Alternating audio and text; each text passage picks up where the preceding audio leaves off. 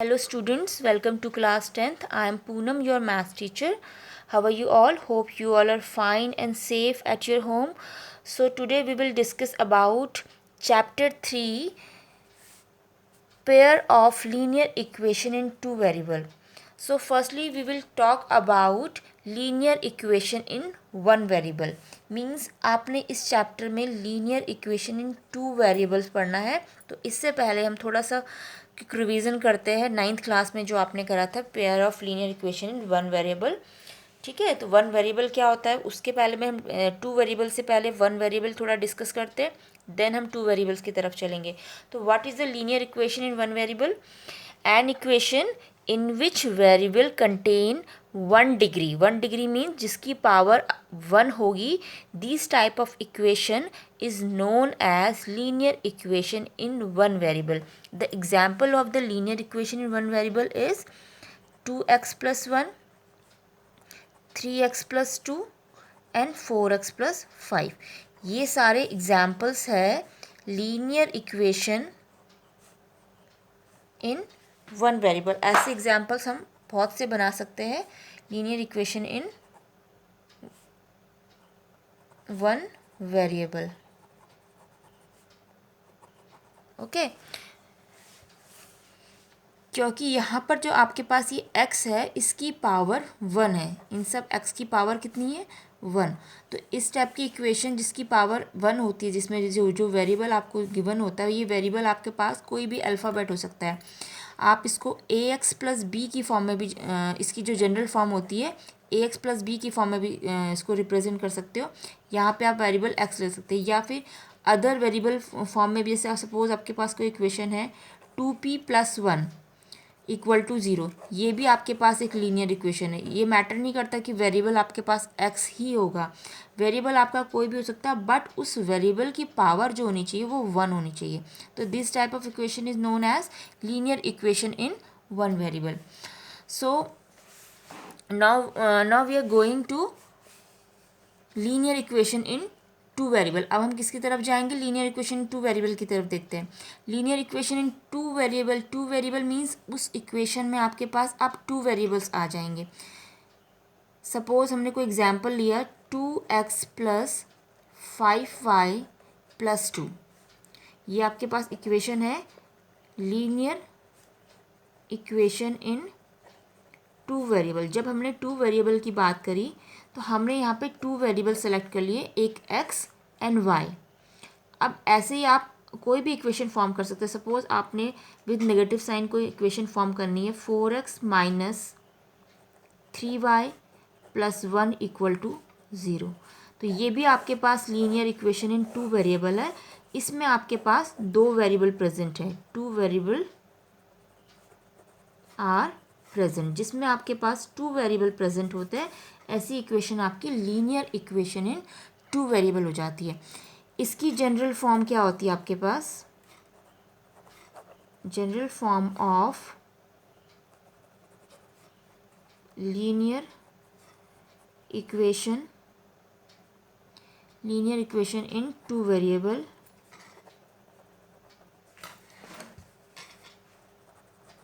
अगर हम इसकी जनरल फॉर्म लिखना चाहें ax plus B Y plus C equal to 0. ये इसकी जनरल फॉर्म होती, जहाँ पर आपके पास a b एंड c, ये a b c कोफिशिएंट होते हैं. These are coefficient and x y are the, ये जो x y होते हैं ये आपके पास ए बी सी कोफिशिएंट होते हैं एंड एक्स वाई जो होता है आपके पास वेरिएबल्स होते हैं. ओके ये इसकी जनरल फॉर्म है. मीन्स आपके पास ए एक्स प्लस बी वाई, यहाँ पे दो वेरिएबल्स है तो लीनियर इक्वेशन टू वेरिएबल हो गई. यहाँ पर ए बी सी कोफिशिएंट का वर्क करेंगे. Coefficient means A B, sorry C मैंने यहाँ पे बाय मिस्टेक लिख दिया. ए एंड बी आपके कोफिशिएंट होते हैं, एक्स एंड वाई वेरिएबल्स होते हैं. कोफिशिएंट मीन्स एक्स का कोफिशिएंट आपके पास ए है, वाई का कोफिशिएंट आपके पास बी है. इसके जो सामने लिखा होता है इसे हम कोफिशिएंट बोलते हैं. तो these are the coefficient and these are the variables. अब यहाँ पे एक चीज़ नोट करने वाली ये होती है इन विच दिस इक्वेशन में A is not equal to zero and B is also not equal to zero. ऐसा क्यों होता है उसका रीज़न बताती हूँ।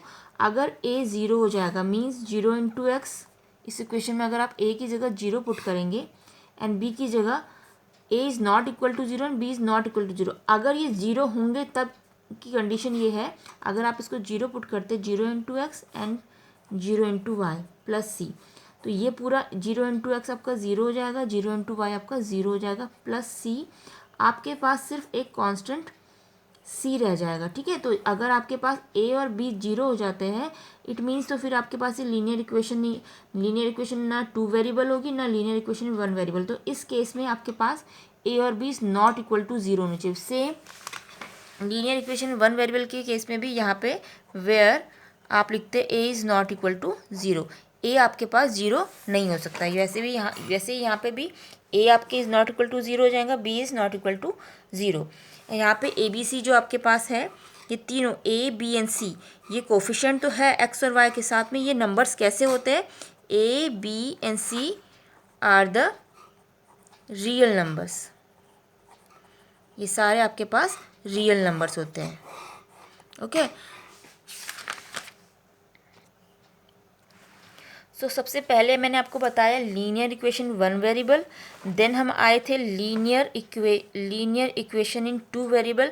अब हम जो चैप्टर का नेम है pair of linear equation in two variable, linear equation in two variable. यहाँ तक तो मैंने आपको बता दिया, लेकिन ये पेयर ऑफ का मीनिंग मीन्स आपके पास आपने दो लीनियर इक्वेशन लेनी है।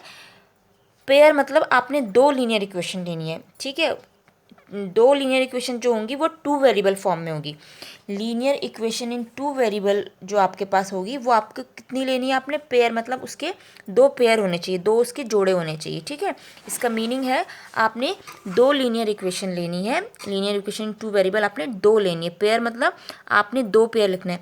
तो अगर आप दो लीनियर इक्वेशन लेते हैं तो उसकी जनरल फॉर्म आपकी क्या बनती है, a1x plus b1y plus c1 equal to zero.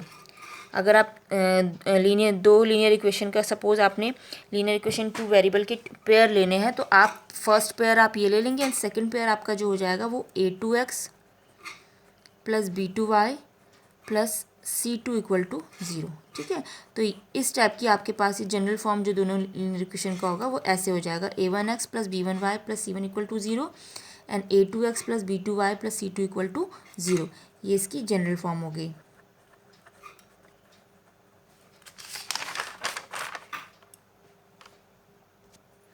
Okay, ये जनरल फॉर्म उसकी हो गई।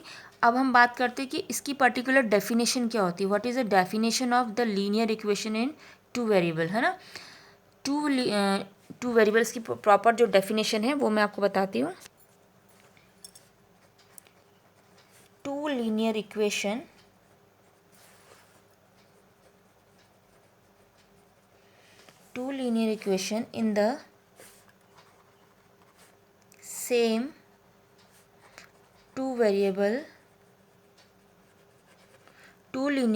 in the same two variable are called a pair of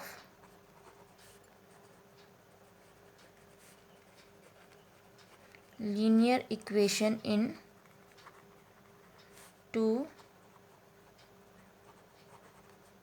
variable means two linear equation in the same two variable, दो linear equation in the same two variable means जो आपके पास first equation में जो two variables है वही same two variable आपके second equation, variable change नहीं होंगे, उसके जो कोफिशिएंट है वो चेंज हो जाएंगे बट वेरिएबल आपके सेम होने चाहिए।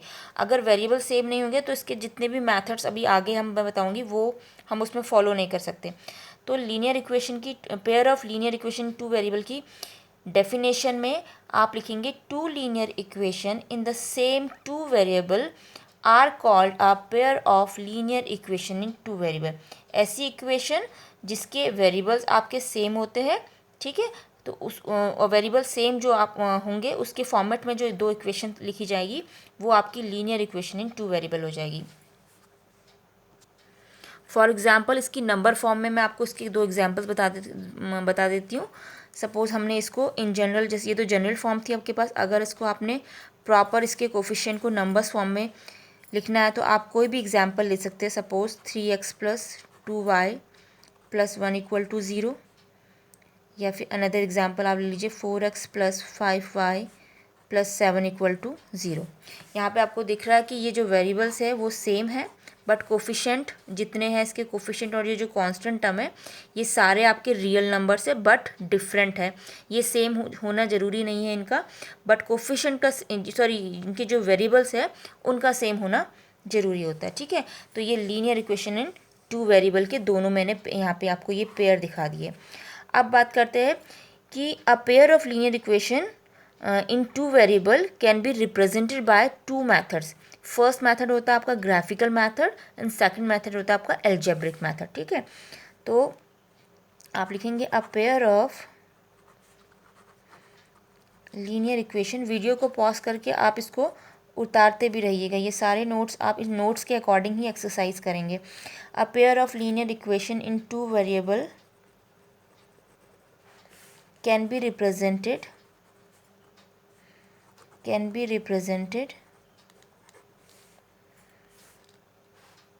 by two methods. First method is graphical method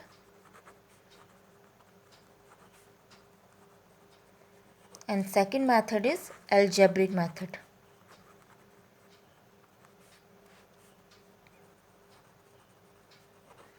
algebraic method. तो फर्स्ट ग्राफिकल मेथड की पहले हम डिस्कस करेंगे इस वीडियो में, देन नेक्स्ट वीडियो में मैं एल्जेब्रिक मेथड बताऊंगी, क्योंकि दोनों ही मेथड बहुत लेंदी है। तो फर्स्ट हम बात करते हैं ग्राफिकल मेथड की।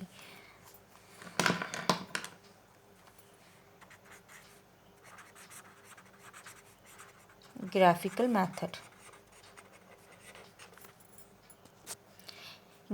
मेथड में we have to use 3 condition. ठीक है, हम 3 कंडीशन का यूज़ करते हैं। इक्वेशंस आपकी वही पेयर जो आपके पास दोनों आपने दो इक्वेशंस लेनी है। Linear equation in two variable में आपको 2 इक्वेशन लेनी है, क्योंकि चैप्टर का नेम ही वही है आपके पास, linear equation in two variable. Okay, इसमें आपने दोनों इक्वेशन लेनी है। ये इसका एग्जाम्पल मैं आपको प्रॉपर जनरल फॉर्म में भी दिखा दूंगी और प्रॉपर न्यूमेरिकल फॉर्म में भी दिखा सकती हूँ। ठीक है, तो फर्स्ट हम इसमें इसकी दोनों जनरल फॉर्म लिखते हैं। आपको पता है कि जनरल फॉर्म क्या होती है लीनियर इक्वेशन टू वेरिएबल की, दोनों पेयर्स की। a1x plus b1y plus c1 equal to 0 and a2x plus b2y plus c2 equal to 0। Okay, तो इसमें ग्राफिकल मेथड में हम क्या करते हैं, कंपैरिजन करते हैं इनके कोफिशिएंट का। मींस आपने इनका कंपैरिजन ऐसे करना है, इसको इस तरीके से लिखना होता है a1 अपॉन a2, आपने जस्ट चेक करना है, and b1 upon b2। a1 को आप a2 से डिवाइड करेंगे एंड b1 को आप b2 से डिवाइड करेंगे। अब ये तो जनरल फॉर्म में मैंने डिवाइड करके बताया, तो ऐसे हमें प्रॉपरली नहीं समझ में आएगा, तो इसके लिए कुछ एग्जाम्पल्स हम डिसाइड करते हैं। एग्जाम्पल मीन्स आप जो भी 2 लीनियर इक्वेशन सपोज करेंगे उसके थ्रू मैं ये बताऊंगी कि इसमें तीनों कंडीशंस कैसे अप्लाई हो रही है। तो फर्स्ट हमने एग्जाम्पल लिया, सपोज इसी इक्वेशन से हमने एक एग्जाम्पल बनाया 2x plus 3y equal to 8। Means ये आपके पास a1 है, ये b1 है। एंड सेकेंड इक्वेशन हमने सपोज करी 5x plus 2y equal to 9। ये फर्स्ट इक्वेशन है और ये सेकंड इक्वेशन है। अब अगर हम इनका कंपैरिजन करें तो यहाँ पर a1 आपके पास क्या है, देखो ये x का कोफिशिएंट 2 है, यहाँ पे x का कोफिशिएंट a1 है। मींस जो a1 की वैल्यू आएगी वो 2 आएगी, एंड b1 इज़ 3। y का कोफिशिएंट इधर b1 है और यहाँ पे आपके पास 3 है। और c1 की बात करें तो आपको पता है इन जनरल फॉर्म में आपके पास c1 क्या है, आपके पास ये 8 है। 8 लेकिन इक्वल के इस साइड गया है, यहाँ पे c1 आपका इक्वल के इस साइड है, तो आपके पास c1 जो होगा वो -8 हो जाएगा। अभी फ़िलहाल इस फर्स्ट कंडीशन के लिए c की ज़रूरत नहीं है, तो अगर हम इसी वाले c वाले पार्ट को नहीं भी कंपेयर करेंगे तो उसको एज इट इज़ छोड़ सकते हैं। बट अगर हम प्रॉपर कंपैरिजन कर ही रहे तो कि हमें नेक्स्ट स्टेप में c की ज़रूरत पड़ेगी, तो मैं यहीं पर आपको रिप्रेजेंट करवा देती हूँ। यहाँ पे a2 आपके पास 5 हो जाएगा, एंड b2 इसका आपके पास 2, एंड c2 इज़ -9। ये -9 कैसे हुआ, ये इस तरीके से हुआ है 5x प्लस 2y, इस +9 को आप यहाँ -9 कर देंगे, यहाँ 0 कर देंगे। Similarly plus 2x plus 3y minus 8 equal to 0। ऐसे इस इक्वेशन से C1 और C2 की वैल्यू -8 और -9 आएगी। अब हम बात कर रहे थे A1/A2 एंड B1/B2, जो आपके पास फर्स्ट कंडीशन है, ठीक है। फर्स्ट कंडीशन जो आपके पास है ग्राफिकल मेथड में, जो फर्स्ट आपके पास यूज़ होता है, उसके लिए आप क्या करेंगे, A1/A2 निकालेंगे एंड B1/B2 फाइंड करेंगे। तो हमने यहाँ पे से देखा A1 आपके पास 2 है और A2 आपके पास 5 है। सिमिलरली B1 आपके पास 3 है एंड B2 आपके पास 2 है। अब हमने चेक करना है कि ये फर्स्ट कंडीशन में हमने इसको इक्वल का साइन होता है दोनों के बीच। आपने चेक करना है कि ये दोनों 2/5 एंड 3/2 इक्वल है कि नहीं।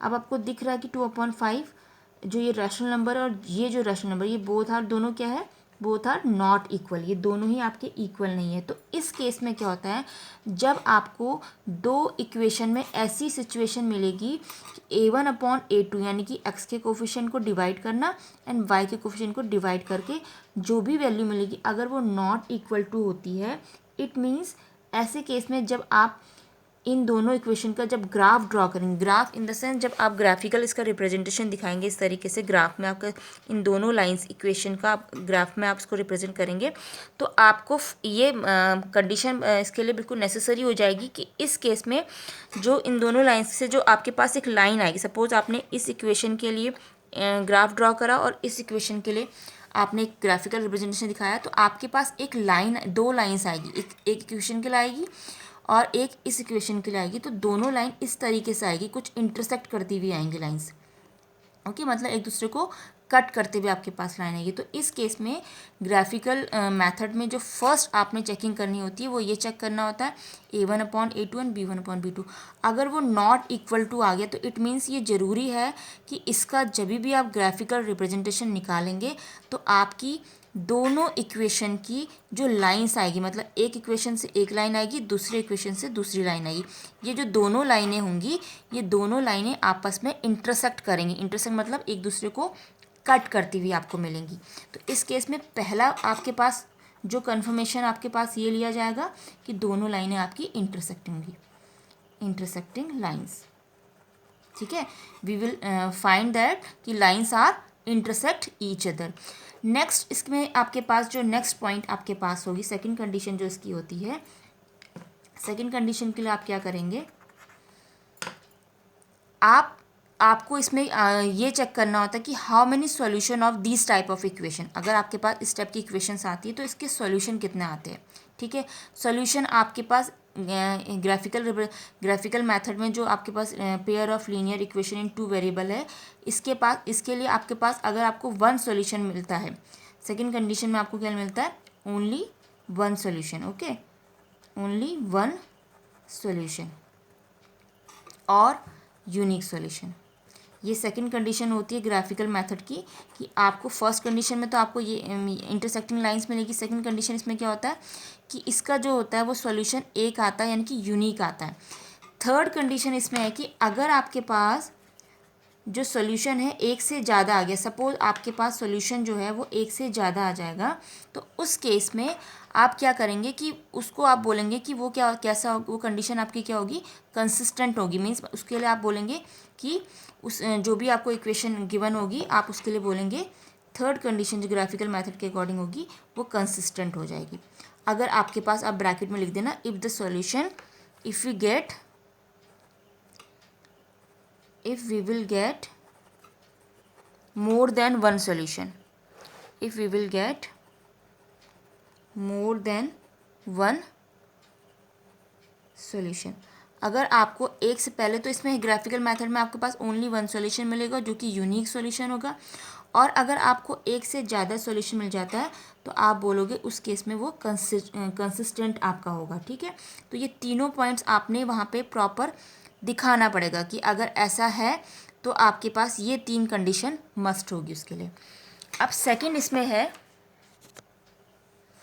सेकंड कंडीशन के अकॉर्डिंग सेम हमने वही करना है, A1/A2 एंड सेकंड कंडीशन के अकॉर्डिंग हमने सेम वही करना है, एंड B1/B2 हम निकालेंगे। अब हमने इक्वेशन, अनदर इक्वेशंस हमने ले ली, सपोज हमने 3x + 2y + 4 = 0 and 6x plus 4y plus 8 equal to 0। ये दो इक्वेशंस हमने यहाँ पर लिए। अब हमने इसमें सेकंड कंडीशन के अकॉर्डिंग चेक करना होता है। a1/a2 की बात करें 3/6 मीन्स एंड 2/4।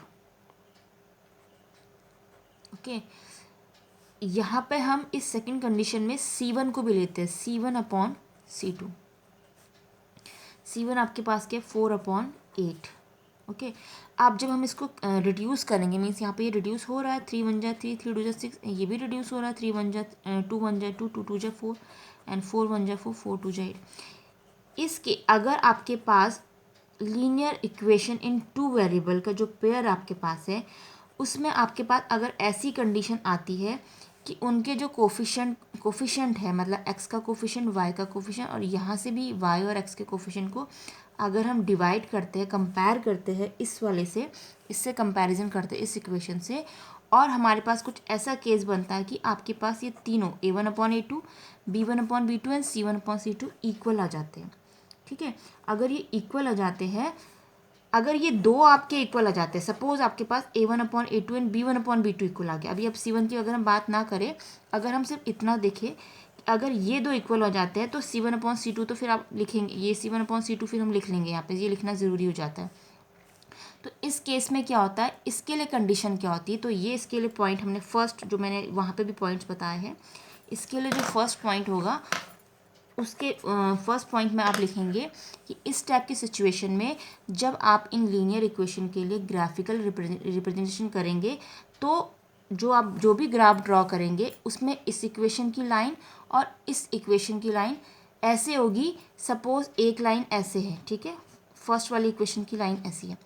जो सेकंड इक्वेशन के लिए जो ग्राफ के सेकंड इक्वेशन की से जो हमारे पास जो लाइन आएगी, वो भी इसी के ऊपर ऐसे ओवरलैप करेगी इसको। ठीक है, ये फर्स्ट इक्वेशन की भी लाइन ऐसी हो जाएगी और सेकंड इक्वेशन की लाइन भी उसी के ऊपर से जा रही है, मीन उसको वो क्या करेगी, कोइंसिडेंट करेगी। ठीक है, तो ऐसी लाइंस को हम क्या कहते हैं, कोइंसिडेंट।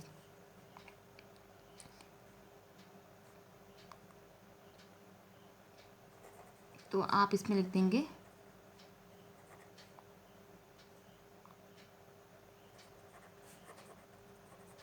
ठीक है ना, कोइंसिडेंट लाइंस कर देंगे आप इसको।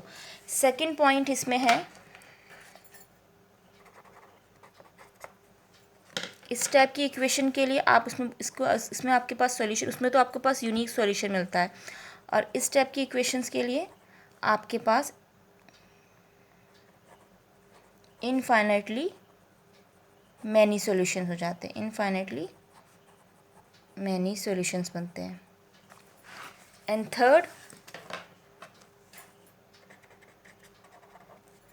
थर्ड कंडीशन, अगर आपके पास इसमें सॉल्यूशन इनफाइनाइटली मैनी सॉल्यूशन है, मींस अगर आपको इसमें उस केस में आपके पास एक सॉल्यूशन था तब भी कंसिस्टेंट था, इस केस में आपके पास इनफाइनाइटली मैनी सॉल्यूशन है, तो मींस इसमें सॉल्यूशन तो आपको मिल रहा है ना, चाहे वो इनफाइनाइटली हो चाहे वो वन सॉल्यूशन है। तो इस केस में भी जो थर्ड आपके पास पॉइंट होगा वो उसमें आप लिखेंगे कि ये कंसिस्टेंट होगा। ठीक है, तो ये आपके पास ग्राफिकल मेथड की सेकंड कंडीशन थी, ग्राफिकल मेथड की सेकंड कंडीशन। फर्स्ट कंडीशन मैंने आपको बता दी, ये आपके पास सेकंड कंडीशन के 3 पॉइंट आपको नोट करने। पहले आपने 3 पॉइंट नोट करे कि वो उसकी लाइंस जो करेंगी वो कॉन्साइड करेगी, मतलब कोइंसिडेंट लाइंस होंगी आपके पास।